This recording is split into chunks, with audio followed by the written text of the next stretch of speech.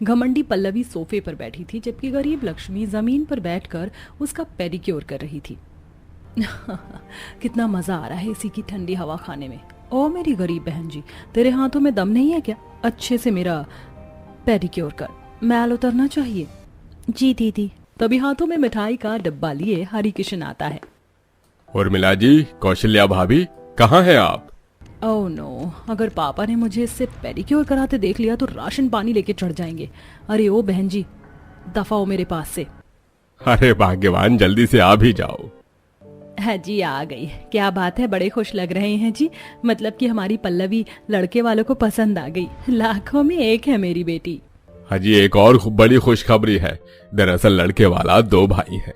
मैं पल्लवी के संग संग लक्ष्मी की तस्वीर भी लेकर आया था और देखो भगवान की दया से लक्ष्मी दशरथ जी को जच गई है। एक ही मंडप में दोनों बेटियों का कन्यादान कर दूंगा। एक परिवार में अपनी चचेरी बहन का रिश्ता लगने से पल्लवी चिढ़ जाती है। Daddy, this is not fair. अरे सारी जिंदगी आपने इनका खर्च उठाया, खिलाया पिलाया, ये क्या कम था जो आप इसको मेरे ससुराल तक पीछे पीछे लगा रहे हैं? आप इसकी ही शादी करवा दीजिए। घमंड दिखाकर पल्लवी कमरे में आ जाती है। हे भगवान, ये लड़की भी ना बिल्कुल बैल बुद्धि है। इतना अच्छा खासा दौलतमंद रिश्ता ठुकरा रही है। अभी आप चिंता मत कीजिए, मैं समझाती हूँ जाकर उसे। उर्मिला पल्लवी के पीछे कमरे में आती है। मम्मी प्लीज, अगर आप अपनी बातों से मेरा माइंड वॉश करने आई हैं तो चली जाइए, क्योंकि अपनी चचेरी बहन को मैं रास्ते का कांटा नहीं बनने दूंगी। पल्लवी बेटी, एक बार गुस्सा थूक कर ठंडे दिमाग से सोच। अगर ये तेरी देवरानी बनकर तेरे ससुराल जाएगी तो तुझे फ्री फंड की नौकरानी मिल जाएगी। पल्लवी खुशी खुशी राजी हो जाती है। एक तरफ शादी की तैयारी हो रही थी, वहीं उर्मिला लड़ते हुए। अजी, अगर तुम्हारी भतीजी को 4 जेवर नहीं चढ़ेंगे तो शादी में भूचाल नहीं आ जाएगा? तुम्हारे भाई के जाने के बाद सारी जिंदगी इन दोनों माँ बेटी का भार उतार दिया, इतना बहुत है। दहेज, रुपया, पैसा, जेवर देने की कोई जरूरत नहीं है। सारा दहेज हमारी पल्लवी को दिया जाएगा ताकि मेरी बेटी का दर्जा उसके ससुराल में सदा ऊंचा रहे। उर्मिला की ये बातें दरवाजे के बाहर खड़ी कौशल्या सुन लेती है और भराई आंखों से अंदर आती है। भाई साहब, आप मेरी लक्ष्मी का कन्यादान कर रहे हैं, इतना काफी है। बाकी मैंने गांव में खेत की बुआई की हुई है, उसकी कटनी करके दहेज की व्यवस्था मैं देख लूंगी, जो बन पड़ेगा। अभी तो शादी में समय है, मैं कटनी करके लौट आती हूँ। कौशल्या अगले दिन लक्ष्मी को लेकर गांव जाकर फसल की कटनी समाप्त करती है और कुछ साड़ियां खरीदती है। वहीं मिट्टी के बर्तन, मटका, घास का बिस्तरा देकर विदाई करती है, जबकि पल्लवी खूब सारा फर्नीचर का सामान दहेज में लेकर आती है। पड़ोसन शांता प्रशंसा करती है। क्या बात है सुषमा देवी, तुम्हारे तो दोनों हाथों में लड्डू है, दहेज तो खूब मिला है समधी आने से। तभी सुषमा पल्लवी के दहेज को देखकर लक्ष्मी को ताना कसते हुए, अरे शांता बहन, केवल मेरी पल्लवी बहू सही ढंग का दहेज लाई है, मगर दूसरी वाली के माँ तो मिट्टी के बर्तन चढ़ाई हैं। वरना तुम्हें तो पता है, तिवारी जी तो मेरे राम को अपने घर का दामाद बनाना चाहते थे और लाखों रुपए का दहेज देने को भी तैयार थे। ससुराल में बहू का दर्जा तो दहेज देख कर दिया जाता है। आओ मेरी प्यारी पल्लवी बहू। नकचड़ी सुषमा लक्ष्मी को नजरअंदाज करके पल्लवी की आरती करती है। माँ, आप लक्ष्मी का स्वागत करवाना भूल गई। सुषमा, ससुराल में बहू का दर्जा लक्ष्मी का होता है। दोनों बहू में ऐसा भेदभाव करना तुमको शोभा नहीं देता। अजी, तुम तो मुझे मत ही सिखाओ, तुम्हें ही ज्यादा भलाई करने की सूझी थी। बिन बाप की बेटी को अच्छा ससुराल मिलना चाहिए। सुषमा मुंह मोड़कर चली जाती, तभी उर्मिला फोन खड़काती है। क्या कर रही है मेरी लाडली बेटी? बस अभी अभी कमरे में आई हूँ माँ। तेरा कमरा तो फर्स्ट क्लास का होगा। कुछ खास नहीं, ठीक ठाक है माँ, मगर पलंग पसंद नहीं आया। ड्रेसिंग टेबल भी ओल्ड जमाने का है और एसी भी 3rd क्लास लगा है। अच्छा ऐसा क्या? बेटी तू अपने दहेज का सारा सामान अपने कमरे में सेट कर ले। कैसे कैसे तो तेरे पिताजी से लड़ झगड़ कर मैंने तेरे लिए दहेज का एक एक सामान इकट्ठा किया था। कोई और राज करे, मुझे अच्छा नहीं लगेगा। अरे पल्लवी बहू, किससे बातें कर रही हो? समधन जी हैं क्या? नहीं तो मम्मी जी, वो मेरी दूर की सहेली थी, बधाई देने के लिए कॉल आया था। माँ जी, मैं सोच रही थी अपने दहेज का सारा सामान अपने बेडरूम में शिफ्ट करवा लूं तो बढ़िया लगेगा, सब कुछ नया नया। ये सुनते ही सास की शक्ल बन जाती है। हाँ क्यों नहीं बहू, तेरे इस्तेमाल के लिए मिला है सामान, लगवा लेना। बाकी मैंने एकदम नरम मुलायम रुई के गद्दे डलवाए हैं, इस पर सोकर तुमको बहुत ठंडक मिलेगी, गर्मी का एहसास भी नहीं होगा। ओह सो स्वीट सासू माँ। वहीं लक्ष्मी पसीने में भीगी सास से बिस्तर मांगने आती है। माँ जी, मेरे कमरे में पलंग तो है ही नहीं और बिछौना भी नहीं है। पलंग पर सोने के लिए दहेज में पलंग लाना भी पड़ता है। जो स्टैंडर्ड घास की चटाई लाई है ना पीहर से, उसी पर सो। जी माँ जी। ऐसा सलूक कोई दुश्मनों के साथ भी नहीं करता, जैसा माँ मेरी लक्ष्मी के साथ कर रही थी। इसी प्रकार अगला दिन शुरू होता है। तड़के सुबह पल्लवी का फोन बजता है। कितनी मस्त नींद आई थी, पता नहीं कौन मिस कॉल मार रहा है। हेलो पल्लवी, जल्दी से जाग जा। क्या माँ, आपने सुबह सुबह फोन खड़का दिया, सोने दो मुझे। अरे बेटिया, जो जागता है वो पाता है, जो सोता है वो खोता है। आज तेरी पहली रसोई है। अगर तुझे ससुराल में अपना दर्जा ऊंचा रखना है ना, तो अभी मौका है। पल्लवी नहा धोकर रसोई में आ जाती है, जहां लक्ष्मी सारे काम निपटा चुकी थी। सुप्रभात दीदी, मैंने साफ सफाई सब कुछ कर दिया है। हाँ तो ज्यादा बनकर मत दिखाओ, कोई पहाड़ नहीं तोड़ा। और अपना मुंह बंद रखना। सास के किचन में आते पल्लवी पैर छूकर प्रणाम करती है। प्रणाम माँ जी, मैंने सारी साफ सफाई पूजा पाठ भी कर लिया है। सच में? पुरखे सही बोल गए। घर में बहू आने से लक्ष्मी भी आ जाती है, तभी तो तेरा दर्जा बड़ा है। तुझे जो ठीक लगे बनाकर खिला दे। माँ जी, मैं क्या बनाऊं? तू तो मेरी मर्जी के खिलाफ इस घर में बहू बनकर आई है, इसलिए मुझसे मत पूछ क्या पकाना है। और इस रसोई में केवल मेरी पल्लवी बहू खाना पकाएगी। तू अपने जो मिट्टी के बर्तन लाई है उसमें पका खाना, इस किचन में तेरी औकात नहीं। ये सुनकर लक्ष्मी का दिल टूट जाता है। वह बिना कोई शिकवा जताए कड़ी धूप में अंगीठी पर खाना बनाती है। वहीं पल्लवी उससे चिढ़ती है। हाँ, जितने ये चूल्हा फूंक फूंक कर एक सब्जी तैयार करेगी, इतने में तो मैं फटाफट से सारा खाना बनाकर खिला दूंगी। तभी गैस तेज होने के चलते खाना जल जाता है और पल्लवी सबको होटल का खाना मंगवा कर खिलाती है। वाह बहू, गर्मी में ठंडे पकवान का कोई जवाब नहीं है। तुम तो अन्नपूर्णा हो साक्षात। सच में लक्ष्मी, तुमने ये आम पन्ना, शिकंजी, सलाद बहुत बढ़िया बनाया है। और खीर पूरी सब्जी भी बहुत लजीज है। धन्यवाद भैया जी। तरफदारी सुनकर पल्लवी जलकर खाक हो जाती है। अब हर दम लक्ष्मी के खिलाफ सास को भड़काती है और अपने पक्ष में रखने के लिए बाहर का खाना खिलाती, शॉपिंग करवाती। फिर एक दिन, OMG, ये वन पीस कितना प्यारा आया है। बाकी के ड्रेसेस भी ट्राई करके देख लेती हूँ। तभी कमरे में सुषमा आ जाती है। अरे बहू, तूने अपने लिए कपड़े मंगाया है? मेरे लिए 2-4 कॉटन की साड़ी मंगवा लेती। इस पर पल्लवी सास को बड़े घमंड से झाड़ देती है। मम्मी जी, मेरे पास पैसों का पेड़ नहीं लगा कि आपके लिए खर्च करती रहूं। और प्लीज दोपहर के टाइम मेरे कमरे में मत आया कीजिए। आई एम वेरी टायर्ड, मुझे आराम करना है। अच्छा ठीक है बहू, तू आराम कर ले।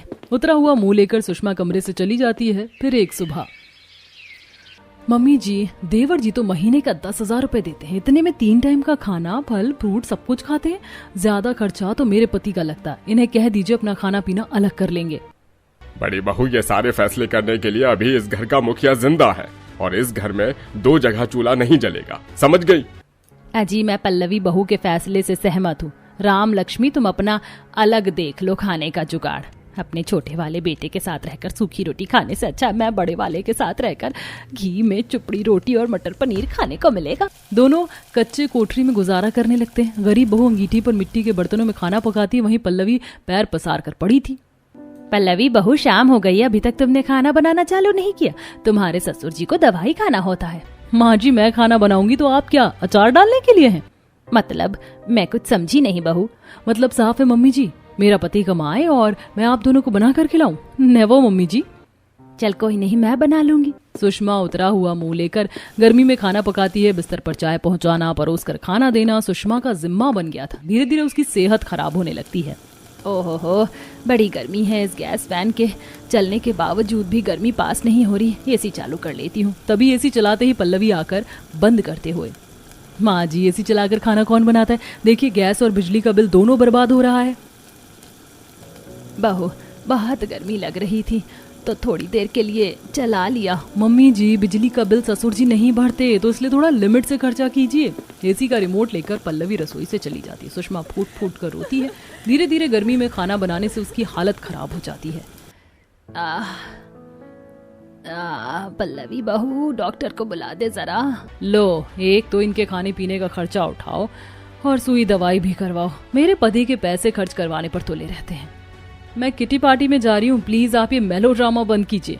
पत्थर दिल पल्लवी बीमार सास पर बिल्कुल मुंह नहीं खाती और चली जाती है। लाचार होकर ससुर लक्ष्मी को बुला ले आता है। माँ जी, आप देखना, अभी आपका बुखार उतर जाएगा। लक्ष्मी ठंडे पानी की पट्टी कर रही होती है। तभी संजय डॉक्टर को ले आता है। आइए डॉक्टर साहब, ये रही मेरी माँ। डॉक्टर सुषमा को इंजेक्शन लगाते हैं। देखिए, इन्हें काफी कमजोरी है।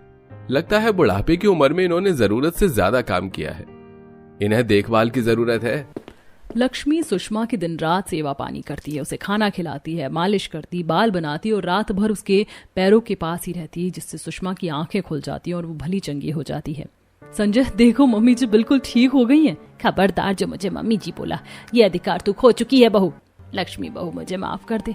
मैंने तुझे हरदम दुत्कारा और जिसे मैंने बहू का दर्जा देकर सरमाथे पर बिठाया, वो मन की मैली निकली। आज से कभी तू मेरे चित्त पर नहीं चढ़ेगी पल्लवी बहू।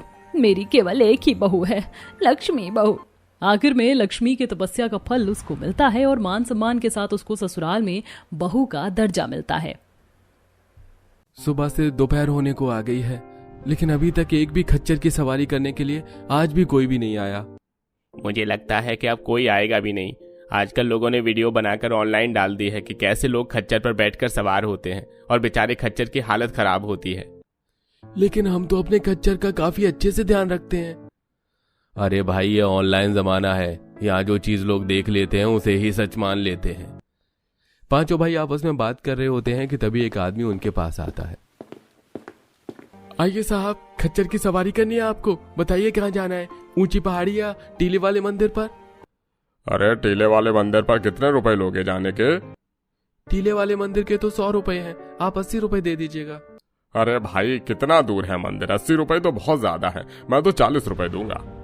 लेकिन साहब 40 तो बहुत कम है, इतने में तो नहीं हो पाएगा। हाँ साहब, इतने में तो कोई भी खच्चर वाला आपको मंदिर तक नहीं लेकर जाएगा। अरे भाई, चलना है तो इतने में चलो, वरना मैं किसी और को देख लूंगा। और वैसे भी तुम सभी खच्चर वालों का काम आजकल मंदा चल रहा है, कोई तो होगा जो मुझे 40 रुपए में ले जाएगा। उस आदमी की बात तो सच थी। इन सभी का काम आजकल काफी मंदा चल रहा था। न चाहते हुए भी केतन को उस आदमी को सिर्फ 40 रुपए में ही मंदिर ले जाना पड़ता है। सुबह से शाम हो जाती है और सभी भाइयों की कुल मिलाकर मुश्किल से 100-200 रुपए की ही कमाई होती है। शाम को सभी भाई घर आते हैं तो वहीं उनकी पत्नियां अब सबके लिए खाना लगाती हैं। ये आज इतनी छोटी प्लेट में खाना क्यों? बड़ी प्लेट कहाँ गई? बड़ी प्लेट होगी तो ही तो खाना देंगे। उसमें घर के आधे से ज्यादा स्टील के बर्तन टूट गए हैं और टूटे हुए बर्तनों को घर में रखने से पनौती आती है, इसलिए हमें सब कबाड़ी वाले को बेच दिए। हम नए बर्तन कब लाएंगे? कब से आपसे कह रहे हैं कि एक नई कढ़ाई, तवा और प्लेट कटोरियों की जरूरत है हमें। जब से हमारी खाट टूटी है तब से हम सबको जमीन पर सोना पड़ रहा है और मेरी कमर में दर्द शुरू हो गया। पता है वो पड़ोस वाली शांति है ना, उसके घर पर कल ही सिंगल बेड आया है, सिर्फ 7,000 का है। हमारे घर पर कब आएगा बेड? आप लोग तो ठंडी हवा खाते हुए सुबह से शाम तक उन पहाड़ों पर घूमते हैं, लेकिन हमारा क्या? ऐसा लगता है कि हम लोग जमीन पर नहीं बल्कि आग के गोले पर रह रहे हैं। यहाँ पांचों भाइयों की कमाई नहीं हुई थी और उन सब की पत्नियां किसी न किसी चीज की डिमांड कर रही थी, जिससे पांचों भाई परेशान हो जाते हैं और उन पर भड़कने लगते हैं। इस घर में तो चैन से खाना भी नहीं खा सकते। तुम्हें क्या लगता है कि वहाँ पहाड़ियों पर हम लोग ठंडी हवा खाते हुए लाखों रुपए कमाते हैं? अरे महीने भर होने को आ गया है, मुश्किल से 100-200 रुपए की कमाई होती है और इसमें तुम्हें नया बेड और नए बर्तन चाहिए। यहाँ हर दिन सोच सोच कर परेशान होते हैं कि आज कैसे घर में चूल्हा जलेगा, और इन लोगों की तो मांगे ही पूरी नहीं होती। सभी भाई गुस्से से उठकर बाहर चले जाते हैं। भला इसमें इतना गुस्सा होने वाली कौन सी बात थी? नहीं दिलाना था तो मना कर देते। आजकल उनका काम नहीं चल रहा है, वैसे उनका दिमाग खराब रहता है और तुम सबने भी आते ही अपनी मांगे रख दी। अब जो है जैसा है उसमें ही गुजारा चलाओ। माँ जी, बाकी सब तो ठीक है, लेकिन बर्तनों का क्या करें? अब स्टील के बर्तन तो इतने महंगे हैं और कांच के बर्तन खरीदने की हमारी हैसियत नहीं है। बचे मिट्टी के बर्तन, और मिट्टी के बर्तन यहाँ नहीं मिलते हैं। अगर हमें मिट्टी के बर्तन इस्तेमाल करने हैं तो क्यों ना हम खुद ही बना ले। कौन सा हमें उन मिट्टी के बर्तनों पर नक्काशी करनी है? और नहीं तो क्या सोनाली ठीक कह रही है, आसपास से मिट्टी इकट्ठा करके ले आते हैं, फिर आराम से बर्तन बना लेंगे। सभी बहुएं आसपास से जो भी उन्हें मिट्टी मिलती है उसे ले आती हैं और उसमें पानी मिलाकर उससे 2-3 हांडी, तवा और प्लेट बनाती। तो वहीं बाकी बची मिट्टी से मटका बनाकर उसे धूप में सूखने के लिए रख देती है। मैंने तो सोचा था मिट्टी के बर्तन में बना खाना काफी स्वादिष्ट होता है और मटके का पानी बर्फ जैसा ठंडा, जल्दी से सूख जाए। अगले दिन तो सारे बर्तन सूख जाते हैं। सभी बहुएं उन बर्तन में खाना तो बनाती हैं, लेकिन वो बर्तन 3-4 दिन से ज्यादा टिक नहीं पाते और आसानी से टूट जाते हैं। तो वही मटके का पानी भी बिल्कुल वैसा का वैसा ही रहता है। एक तो मिट्टी के बर्तन नहीं टिके, ऊपर से ये पानी भी ठंडा नहीं हुआ। लोग झूठ कहते हैं कि मिट्टी के मटके के अंदर का पानी बर्फ जैसा ठंडा होता है। बहू, लोग झूठ नहीं कहते, बल्कि गलती तुम लोगों से हुई है। ये सारी मिट्टी मामूली मिट्टी है, इससे बने बर्तन ज्यादा दिनों तक चलेंगे नहीं। तुम्हारे पति जिन पहाड़ों पर काम करते हैं, उस पहाड़ों पर ठंडी मिट्टी मिलती है जो काफी अच्छी होती है, और वहाँ से मिट्टी लाकर ये सब बनाओ, फिर देखना कमाल। पांचों बहुएं आज अपने पति को खाना देने के लिए खुद ही उन पहाड़ियों पर जाती हैं और उन्हें खाना देकर वहां से ढेर सारी पहाड़ी मिट्टी लेकर आती हैं, अब जिससे वो ढेर सारे बर्तन और मटके बनाती हैं। उन ठंडी मिट्टी के बने हुए बर्तन बिल्कुल मजबूत होते हैं, तो वहीं मटके के अंदर का पानी बिल्कुल बर्फ जैसा ठंडा हो जाता है। माँ जी ने बिल्कुल ठीक कहा था, पानी तो बिल्कुल बर्फ जितना ठंडा हो गया है, और अब खाना भी कितनी आसानी से बन पा रहा है। इन चूहों ने तो नाक में दम करके रख दिया है, मेरी नई की नई साड़ी फाड़ दी। ये तो होना ही था, अब हमारे कपड़े पोटलियों में बंद होकर इधर उधर पड़े रहेंगे तो चूहे तो काटेंगे ही ना। हमारे घर पे एक अलमारी होती ना तो कितना सही रहता, कपड़े और छोटा मोटा सामान भी आराम से रख लेते। अरे अलमारी ना सही, लेकिन कम से कम जैसे पुराने घरों में दीवारों पर खांचे वाली खिड़कियां बनी होती थी, अगर वो भी बनी होती तो कितनी सही रहती, आराम से कपड़े तो रख लेते उसमें। वैसे अगर हम चाहें तो उस खांचे वाली खिड़कियों को हम खुद भी बना सकते हैं, या तो सीधा एक अलमारी बना ले। खांचे वाली खिड़कियां तो फिर भी ठीक है, लेकिन अलमारी कैसे बनाएंगे? ना तो हमारे पास लोहा है और ना ही लकड़ियां। अरे हम लोग मिट्टी की मदद से अलमारी बनाएंगे, एक जगह रहेगी और हमारा सामान भी आराम से आ जाएगा, ना तो उसमें दीमक लगेगा और ना ही जंग।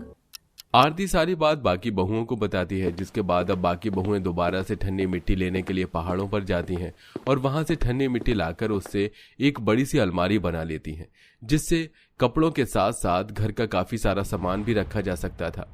पहाड़ों की मिट्टी होने की वजह से वो अलमारी भी काफी ज्यादा मजबूत बनी थी, जिसे आसानी से तोड़ना आसान नहीं था।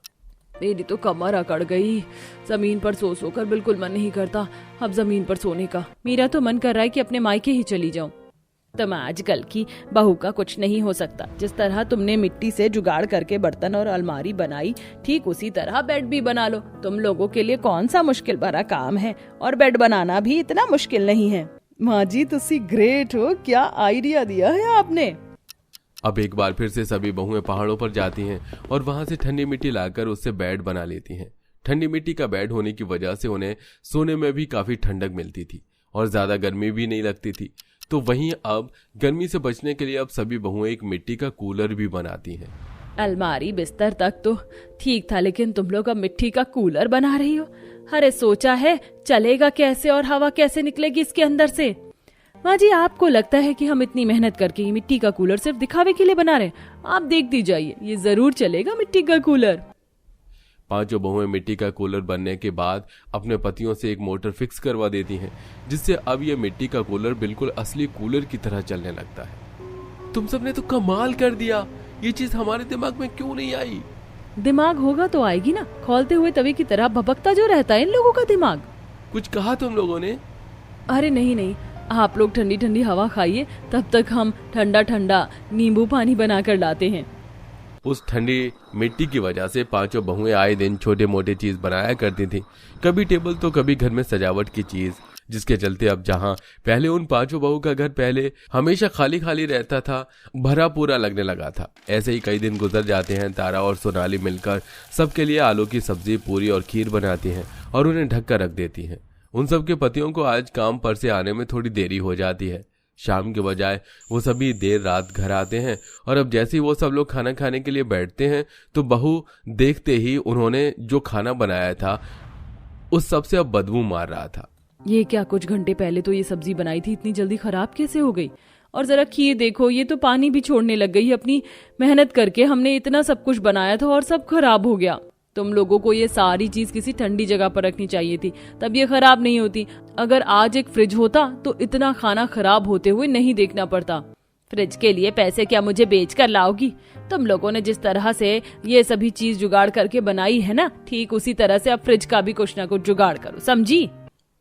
अपनी सास की बात सुनकर पांचों बहू के दिमाग की बत्ती जलती है और अब वो अगले दिन फिर से पहाड़ से ठंडी मिट्टी लेकर आती हैं और उनसे फ्रिज बनाती हैं। और जब भी वो फ्रिज के अंदर खाने पीने का सामान रखती तो बाहर से पानी का छिड़काव कर देती।